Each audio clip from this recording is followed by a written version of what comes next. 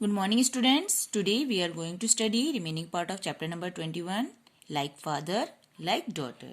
तो पिछले पीरियड में हमने पढ़ा था कि हमारी बहुत सी ऐसी आदतें होती हैं जो बिल्कुल हमारे पेरेंट्स की जैसी होती है और हम बहुत कुछ अपने पेरेंट्स जैसा ही दिखते हैं और कभी कभी हम परिवार के दूसरे मेंबर्स के जैसे भी दिखते हैं।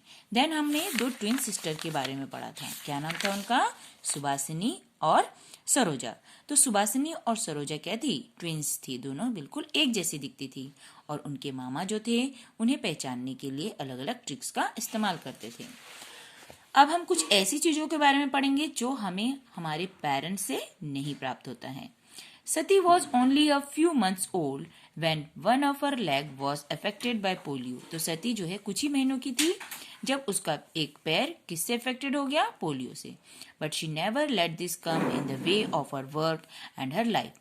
लेकिन इस वजह से कभी भी उसके काम या जीवन में कोई भी बाधा नहीं आती थी। Walking long distances and climbing many stairs has been a part of her work.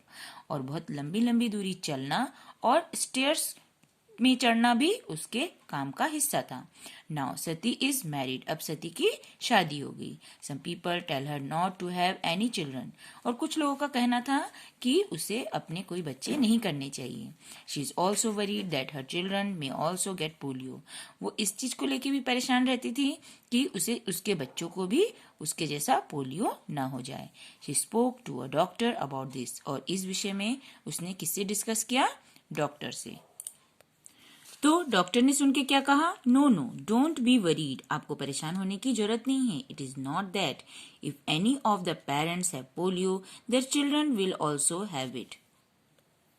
तो डॉक्टर ने क्या कहा कि अगर किसी पेरेंट्स को अगर पोलियो है तो जरूरी नहीं है कि उसके बच्चे को भी पोलियो हो जाए। तो ये ऐसी बीमारियां हैं जो पेरेंट्स से ट्रांसफर नहीं होती हैं। Some from the family, some from the environment. तो हमारी कुछ आदतें ऐसी होती है जो हमें अपने फैमिली से प्राप्त होती है और हमारी कुछ आदतें ऐसी होती है जो हम जिस परिवेश में रहते हैं उसकी वजह से डेवलप होती है। So from a distance Biva knows that her nana is coming from his loud laughter.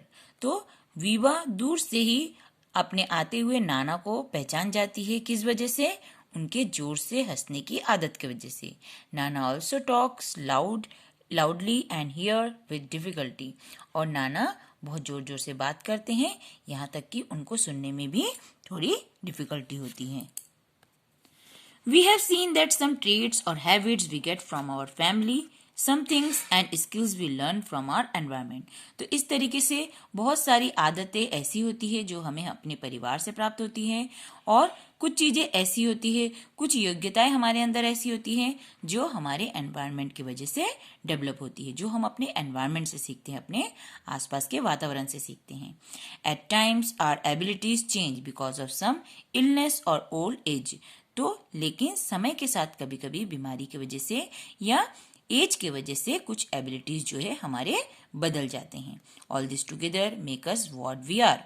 और इन सभी चीजों से मिलके हम बनते हैं जैसा कि हम होते हैं। तो आज हमने चैप्टर नंबर 21 पूरा स्टडी कर लिया है। आज आपको इसको 2 टाइम रीड करना है और इसके जो क्वेश्चन आंसर्स हैं वो मैं आपको सेंड करूंगी, उसे आपको कॉपी में लिखना है और लर्न करना है।